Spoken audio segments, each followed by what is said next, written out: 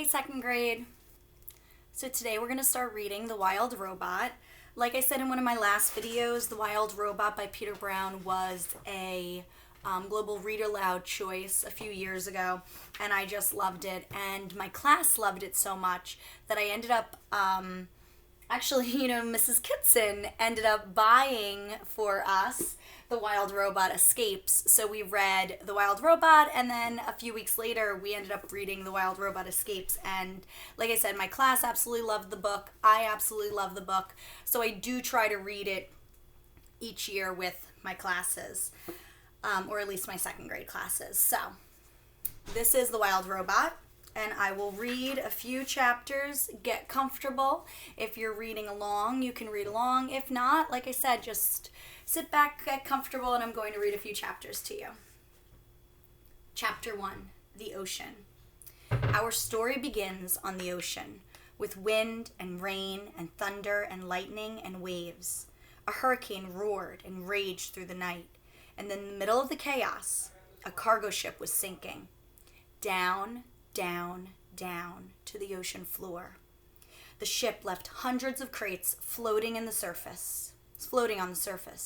But as the hurricane thrashed and whirled and knocked them around, the crates also began sinking into the depths. One after another, they were swallowed up by the waves until only 5 crates remained. By morning, the hurricane was gone. There were no clouds, no ship, no land in sight. There was only the calm water and clear skies, and those 5 crates lazily bobbing along the ocean current. Just want to show you a little literary device here. So for dramatic effect, when Peter Brown's editor, or maybe it was Peter Brown's idea, when they went to print, they decided to do a cargo ship was sinking down, down, down on to the ocean floor. So just for literary effect while you're reading it. Days passed, and then a smudge of green appeared on the horizon. As the crates drifted closer, the soft green shapes slowly sharpened into the hard edges of a wild, rocky island.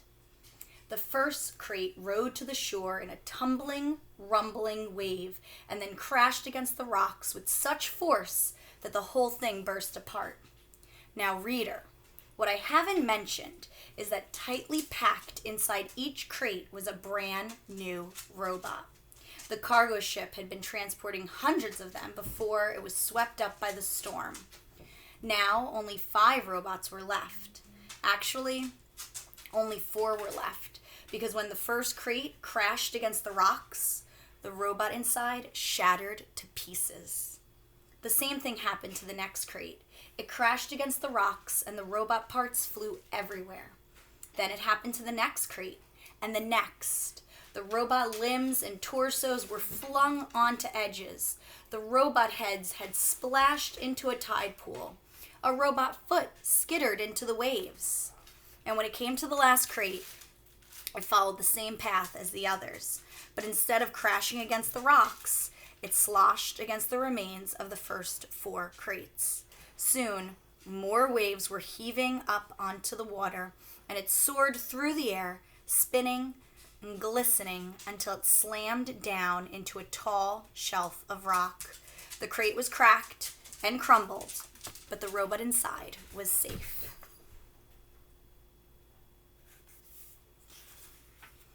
Chapter 2, The Otters. The island's northern shore had become something of a robot grave site. Scattered across the rocks were the broken bodies of 4 dead robots. They sparkled in the early morning light, and their sparkles caught the attention of some very curious creatures.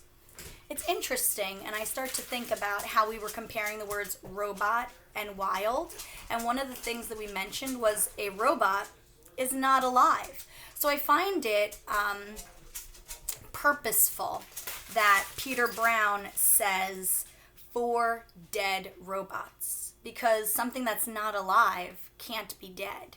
So to use this word kind of like gets the reader thinking a little bit for what's to come. A gang of sea otters was romping through the shallows when one of them noticed the sparkling objects. The otters all froze. They raised their noses to the wind, but they smelt only sea. So they cautiously crept over the rocks to take a closer look. The gang slowly approached a robot torso. The biggest otter stuck out his paw and swatted the heavy thing and quickly jumped back, but nothing happened. So they wriggled over to the robot hand. Another brave otter stuck out his paw and flipped the hand over and made a lovely clanking sound on the rocks, and the otters squeaked with delight.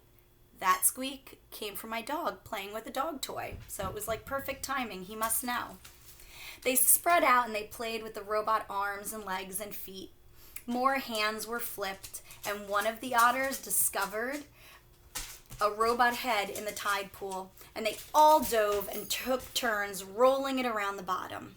And then they spotted something else. Overlooking the gravesite was one surviving crate. Its sides were scraped and dented, and a wide gash ran across its top. The otter scampered over to the rocks and climbed onto the big box. 10 furry faces poked through the gash, eager to see what was inside. And what they saw was another brand new robot. But this robot was different from the others. It was still in one piece, and it was surrounded by spongy packing foam. The otters reached through the gash and tore at the foam. It was soft and squishy, and they squeaked as they snatched the fluffy stuff. Shreds of it floated away into the sea breeze. In all the excitement, one of their paws accidentally slapped an important little button on the back of the robot's head.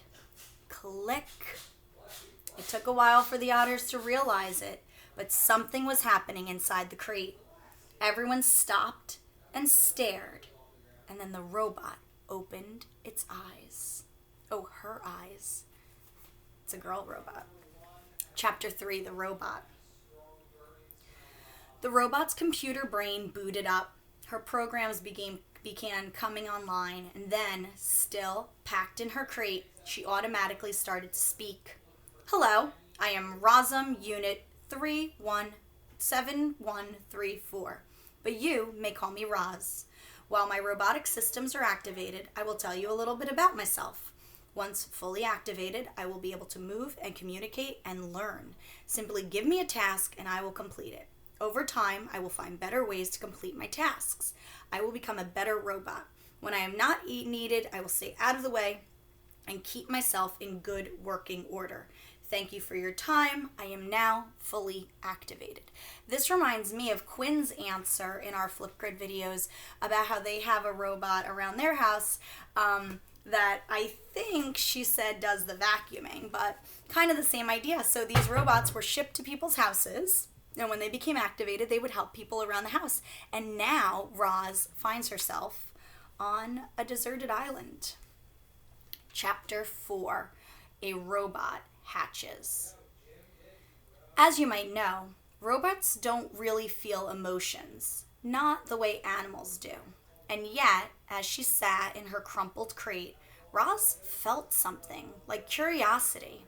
She was curious about the warm ball of light shining above. So her computer brain went to work. She identified the light, and it was the sun. The robot felt her body absorbing the sun's energy. With each passing minute, she felt more awake. And when her battery was good and full, Roz looked around and realized that she was packed inside a crate. She tried to move her arms, but they were restrained by cords. She applied more force. The motors in her arms hummed a little louder, and the cords snapped. Then she lifted her hands and pulled apart the crate. Like a hatchling breaking from a shell, Roz climbed out into the world. Chapter 5. I'm going to stop right there at Chapter 5. My goal will be to read in 10-minute increments. That way, if you want to only watch 10 minutes, you can. Or, you can watch 2 videos back to back, and I'll label what chapters each video is, and then you can kind of keep up with us. All right, well, that was it for Wild Robot chapter 1 through 4. I will be back in my next video to tell you what your assignment is for today. Have a great day, guys. Bye.